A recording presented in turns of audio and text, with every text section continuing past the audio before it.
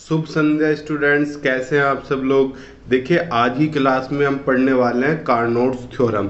थोड़ा theoretical portion है, तो इसलिए मैंने इसे पीडीएफ क्लास पर पढ़ाने की कोशिश की है। तो आप देख सकते हो, ये लिखा हुआ है कार्नोट्स थ्योरम। तो हम कार्नोट्स थ्योरम को पढ़ेंगे।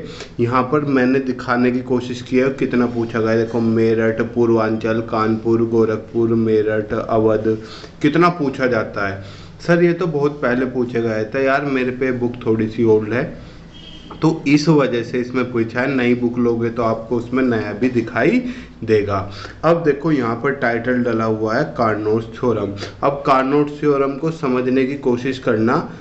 इट स्टेट दैट, ये दो पार्ट में थी बच्चा, दोनों पार्ट इसमें ही जोड़ने की कोशिश की गई है। क्या? It state that no engine working between two given temperature can be more sufficient that a reversible engine working between the same two temperature। यानी कि सुनना, no engine working between two given temperature, यानी कि कोई engine है वो दो temperature के बीच वर्क कर रहा है। अरे यार, ये T1 है, ये T2 है, याद है। तो इसके बीच कोई इंजन वर्क करता था ऐसे।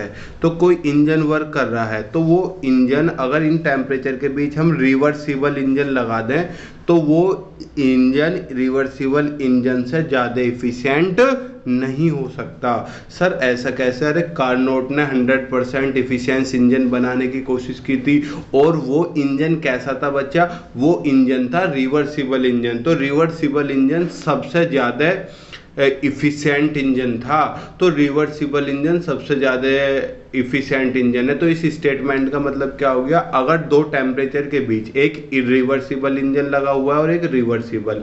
अरे इरिवर्सिबल ऐसा होता है केमिस्ट्री में, और रिवर्सिबल ऐसे, अरे रिवर्सिबल जो वापस भी आ जाए। तो रिवर्सिबल इंजन जो होगा इरिवर्सिबल से ज़्यादा एफिशिएंट होगा। यहाँ तो पहला स्टेटमेंट कंप्लीट हो गया। दूसरा स्टेटमेंट, अगर मेरे पास ये रिवर्सिबल इंजन है और ये भी रिवर्सिबल इंजन है, ये सेम टेम्परेचर के बीच लगे हुए हैं। अगर सेम टेम्परेचर के बीच लगे हुए हैं तो इनकी इफिशियंसी भी क्या होगी बच्चा? सेम। सर कैसे? अरे इफिशियंसी का फॉर्मूला क्या होता है? 1-T2/T1, यही तो होता है इफिशियंसी का फॉर्मूला। तो अगर टेम्परेचर सेम है तो इफिशियंसी भी क्या होगी? सेम। ये दूसरा स्टेटमेंट था। देखो कैसे, क्या लिखा हुआ है? And that all reversible engine working between the same two temperature have the same efficiency whatever the working substance. यानी कि अगर किसी टेम्परेचर के बीच एक रिवर्सिबल इंजन लगा हुआ है और एक इरिवर्सिबल, तो रिवर्सिबल ज़्यादा सफिशिएंट होगा, पहला स्टेटमेंट। दूसरा स्टेटमेंट, अगर दोनों रिवर्सिबल हैं तो दोनों की इफिशियंसी सेम होगी अगर टेम्परेचर सेम हो, और वर्किंग सब्सटेंस कुछ भी हो उससे फर्क नहीं पड़ना। अब हमें कार्नोट थ्योरम को प्रूफ करना है, तो यहाँ पे प्रूफ लेकर चलते हैं। हमने क्या मान लिया? देखो, थोड़ी सी मैं लाइन ले लेता हूँ। ये क्या? Let us consider two engine A and B working between a given pair of source and sink. यानी कि हमने दो इंजन मान लिए, एक इंजन ए हो गया और एक इंजन बी हो गया। एक इंजन क्या हो गया बच्चा? एक इंजन ये रहा, ये रहा, एक इंजन तो ए हो गया मेरे पास, हो गया, और एक इंजन बी हो गया। दिखा नहीं दिखा? सर हमें नहीं, अरे ये रहा यार, ये रहा। एक इंजन ए हो गया, एक इंजन बी हो गया मेरे पास, जो सोर्स सिंक के बीच कर रहे हैं। तो हमने ए को क्या मान लिया? इरिवर्सिबल, और बी को क्या मान लिया? रिवर्सिबल। तो अगर मैं आपसे पूछूं इनमें ज़्यादा एफिशिएंट कौन सा है, तो रिवर्सिबल। तो हमें दिखाना है बी ज़्यादा एफिशिएंट है। Let the quantities of working substance in engine be such that they perform equal quantity of work per cycle. तो हमने इन इंजन में क्वांटिटी इस तरीके से डाली कि दोनों का वर्क भी क्या है? सेम है। क्या है? वर्क भी सेम है। Let the engine A takes heat Q1 from the source, performs work W। अरे इंजन ए ने, इंजन ए ने, समझ में नहीं आ रहा सर, हमें बताओ। देखो, ये आपका इंजन ए है, ये सोर्स है, ये सिंक है। तो इंजन ए ने Q1 हीट ली, तो W वर्क कर दिया, तो आगे हीट कितनी गई होगी, Q1 माइनस W ही तो गई होगी। अरे टोटल हीट Q1 थी और वर्क कितना करा, Q1 से W यूज कर ली, तो आगे कितनी बची, Q1 माइनस W, यही तो लिखा हुआ है। क्या, A takes heat Q1 from the source, perform work W and gives out Q1 minus W to the sink, यही तो। और इफिशियंसी क्या होती है, वर्क डन अपॉन Q, यही तो है। तो वो इफिशियंसी कितनी होगी, W upon Q1। Similarly let the engine B ने कितनी हीट ली, Q1 डैश, वर्क कितना किया, W। सर ये भी W ही वर्क करेगा, अरे हमने अभी ऊपर माना तो था इक्वल क्वांटिटीज ऑफ वर्क की इक्वल वर्क कर रहा है, तो इसकी इफिशियंसी कितनी होगी, W अपॉन Q1 डैश। तो एक ए इंजन है और एक बी इंजन है, ए इंजन की efficiency W upon Q1, B engine की W अपॉन Q1 डैश। ठीक, हमें क्या दिखाना, बी ज़्यादा इफिशियंट है। बी क्यों ज़्यादा इफिशियंट है भैया, क्योंकि बी रिवर्सिबल इंजन है, और हमें कार्नोट ने क्या बताया, रिवर्सिबल इंजन की इफिशियंटी ज़्यादा होती है। इसका स्क्रीनशॉट ले लो इस पेज का, देखो पहले क्वेश्चंस का स्क्रीनशॉट, फिर इस थ्योरी का ले लो, ले लिया। अब यहाँ काम की चीज़ है, थोड़ा समझने की कोशिश करना। यहाँ पर देखो क्या कह रहा है, हमने मान लिया let us suppose that the irreversible engine is more efficient that the reversible engine. Sir यहाँ तो लिखा हुआ है कि रिवर्सिबल इंजन इरिवर्सिबल से ज्यादा इफिशिएंट है। यहाँ पे बेटा इस लाइन को पढ़ो, क्या लिखा, लेट अस कंसीडर, हमने ये कंसीडर किया, ये हमने मान लिया। हमने क्या मान लिया, जो इरिवर्सिबल इंजन है ए, वो ज्यादा इफिशिएंट है, और जो हमने मानी है इस बात को लास्ट में हम गलत सिद्ध कर देंगे। क्या कर देंगे, गलत सिद्ध कर देंगे।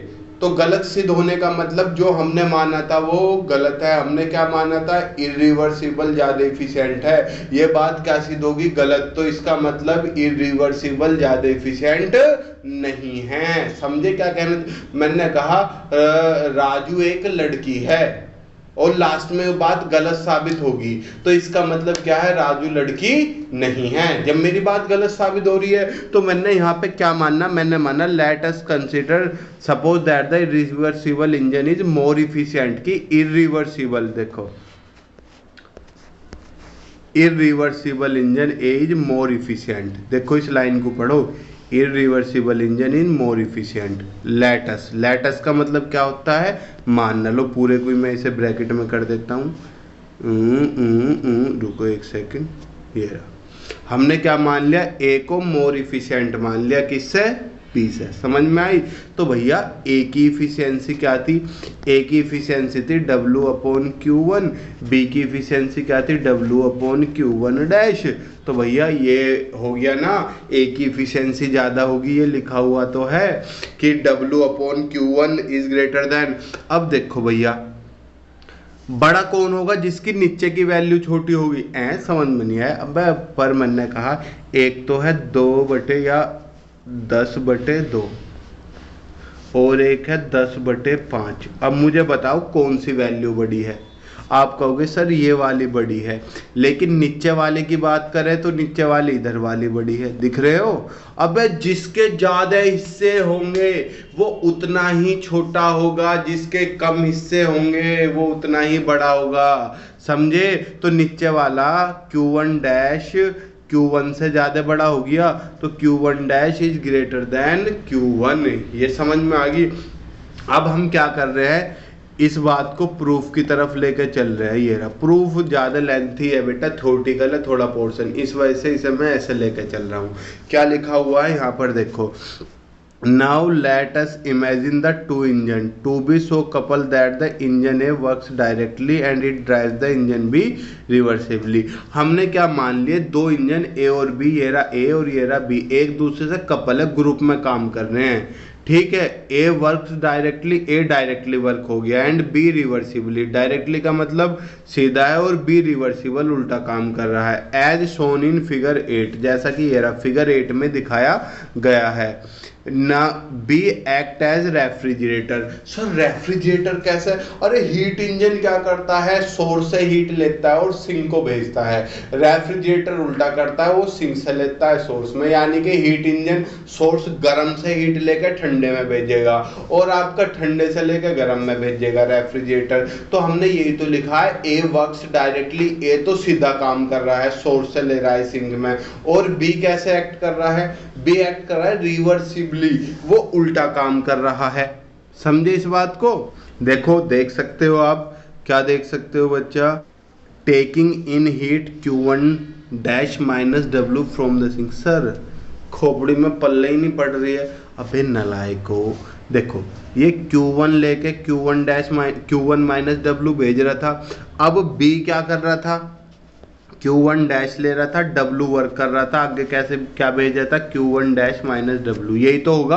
अब हमने कहा B रिवर्सिबल है, उल्टा, तो तीर का निशान उल्टा हो जाएगा, Q1 डैश माइनस डब्ल्यू लेगा, फिर क्यों रहा Q1 डैश माइनस डब्ल्यू ले रहा है और आगे Q1 डैश, तीर का उल्टा निशान हो गया भाई, रिवर्सिबल हो गया ना ये, ठीक है।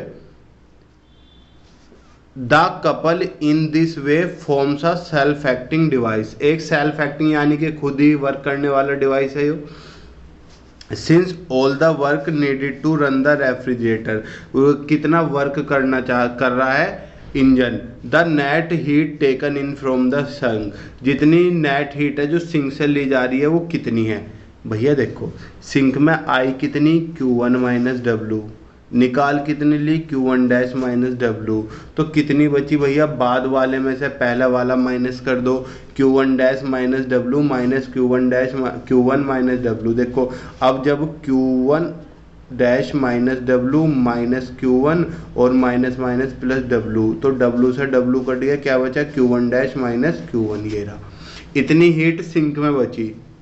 सिंपल सी चीज है। Which is positive and, sir मैंने कहा हाँ ये पॉजिटिव कैसा हो गई, कैसे पता चला विच इज पॉजिटिव? अरे यार इक्वेशन 1 में क्या पढ़ा है, Q1 डैश Q1 से ज्यादा बड़ी है और बड़े में से छोटा घटाओगे तो हमेशा क्या आता है, हमेशा पॉजिटिव ही आता है। तो ये भी क्या आएगी वैल्यू, देखो बड़े में से छोटा माइनस कर रहे हो तो ये भी क्या होगी, चांद सितारों मेरे पॉजिटिव होगी। ठीक, कोई रॉकेट साइंस नहीं, थोड़ा सा देखो बस खत्म, इतना सा बचा है, कोई ज़्यादा लेंथ ही नहीं था, ये था और ये थोड़ी सी थ्योरम बची है, घबराया मत करो, ठीक। This is also the net heat given to the source. अरे यार सिंक से निकल कर सोर्स में ही तो पहुंच रही है, तो यही तो नेट हीट है जो सोर्स को पहुंचाई जा रही है। सर हमें नहीं समझ में आई।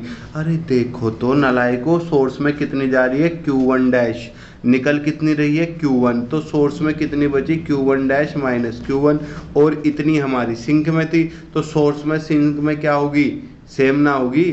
This is also the net heat given to the source, thus the couple is transferring in each cycle a quantity of Q1 dash minus Q1 from the cold sink to the hot sink। Her cycle में वो Q1 dash minus Q1 heat कहाँ पहुंचा रहा है, sink से source. अरे sink की भी इतनी है और सोर्स की भी इतनी है, तो क्या लगा, सिंक की हीट को वो वहीं पहुंचा देता है, फिर सिंक में Q1 dash minus Q1 आ जाती है, ठीक। Without the aid of any external element, बिना किसी बाह्य कार्य के वो काम हो रहा है, ठीक। But this is against the second law of thermodynamics, जो कि सेकंड लॉ के खिलाफ है। मतलब अरे सेकंड लॉ कहता है कोल्ड बॉडी से हॉट बॉडी में हीट ट्रांसफर करने है तो बिना किसी एक्सटर्नल वर्क के नहीं हो सकती, समझे, और इसमें हो रही है जो कि पॉसिबल नहीं है। इसलिए हमने जो माना था वो एकदम सरासर गलत था। तो हमने जो माना था ए इंजन मोर इफिशिएंट है, वो 20 है, वो गलत बात है, यानी कि रिवर्सिबल इंजन रिवर्सिबल से ज्यादा इफिशिएंट नहीं हो सकता। सर एक बार तो बताओ, हमने तो सेकंड लॉ पढ़ा ही नहीं भैया। मेरी इस बार ये चीज समझ में नहीं आई, कार्नोट्स थ्योरम सेकंड लॉ का एक हिस्सा है और उन्होंने फर्स्ट जीरोथ और फर्स्ट लॉ वाले में कार्नोट्स थ्योरम डाल दी। तो अब जो आपकी सेकंड यूनिट है सेकंड लॉ ऑफ थर्मोडायनेमिक्स वो कल चलेगी। कल आपकी 2 वीडियो आएगी, एक एंथैल्पी की वीडियो आएगी और एक इसकी आएगी फिर सेकंड यूनिट की, ठीक। Hence impossible Hence, our supposition that the irreversible engine is more efficient, the reversible engine B is wrong। यानी कि जो हमने मानना था, क्या मानना था, irreversible engine B से ज़्यादा efficient है, वो गलत है। Thus the first part of Carnot's theorem is proved। Carnot's theorem का first part क्या हो गया बच्चा, प्रूव हो गया। अब second part क्या कह रहा है कि सेम टेम्परेचर में same irreversible engine same frequency रखते हैं।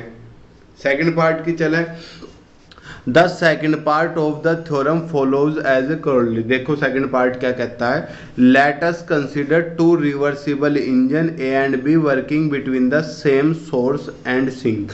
सेम टेम्परेचर के बीच होते हैं, तो हमने दो इंजन मान लिए ए और बी, दोनों इस बार क्या है, रिवर्सिबल इंजन, और सोर्स और सिंक कैसे हैं, सेम। ठीक, if we similarly suppose B drives A engine backward, चलो पहले if we suppose that the A drives B backward, यानी कि A सीधा है B उल्टा है, तो then A cannot be more efficient than B। Sir अबे हमने क्या बताया, A सीधा है B उल्टा है, तो यानी कि A रिवर्सिबल हो गया B रिवर्सिबल हो गया, तो A B से ज़्यादा इफिशियंट नहीं हो सकता।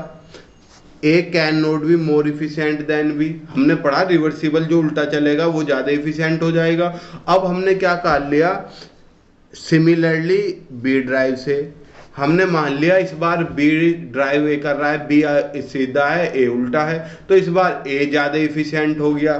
तो हमने क्या बताया भैया, ए बी से ज़्यादा इफिशियंट है और बी ए से ज़्यादा इफिशियंट है। क्या ये पॉसिबल है?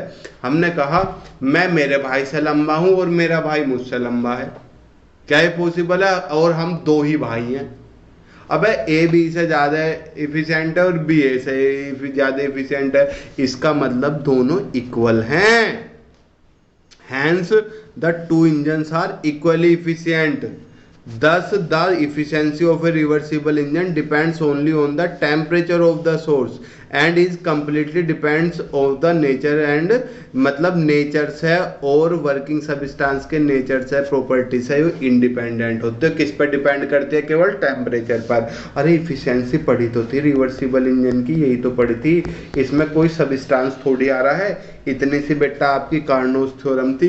देखिए अब आप एक चीज़ सिंपल सी, पहले इस क्वेश्चन का स्क्रीनशॉट ले लीजिए, फिर इस हिस्से का स्क्रीनशॉट ले लीजिए, फिर इस हिस्से का ले लीजिए और अब इस हिस्से का ले लीजिए। पूरे का चाहो आप पूरे का ले सकते हो, पूरा पहला पेज आ गया पूरा और ये दूसरा पेज आ गया। यहाँ पर आपकी कार्नोस थ्योरम ख़त्म होती है। कल हम क्या स्टार्ट करेंगे, कल दो वीडियो आएंगी, एक तो एंथैल्पी की आएगी और दूसरी सेकंड यूनिट की। ठीक, मिलते हैं आपसे।